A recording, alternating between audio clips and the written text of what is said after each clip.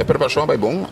Esta cena que tem algum tempo passado, nós vamos informar que quizás visita, na loja visita aqui na Academy de AVB, vai depender de que nos explica o que nós está fazendo. Nós estamos em visita, acaba de uma delegação para mim, nos explica como nós está trabalhando, o que plano está, como está indo. Informação é na ARB, na outra comissão.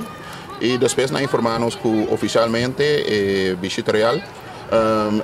A opinião é que a Academy é parte da visita real e que tanto Rei Wilma Alexander como a Princesa Amália está aqui presente para a Academy para presenciar training session da Academy.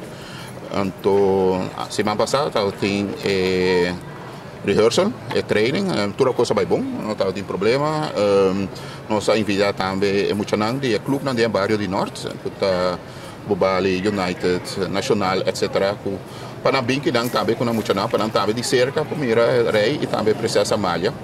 E ora na chega na queda hope contento de mira a quantidade muito que está presente aqui na foi no momento com a 30, pero também felt la queda hope contento também ora nós expliquei que a Academy nos a incorporar parte de muita mulher também tem que está hope importante e que nós está trabalhando para nível alto também com não.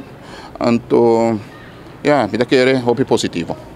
Isso quer significar que tem coisa boa na caminha ora com a família real e a Vamos esperar. Danke, Lagli. Bom, danke.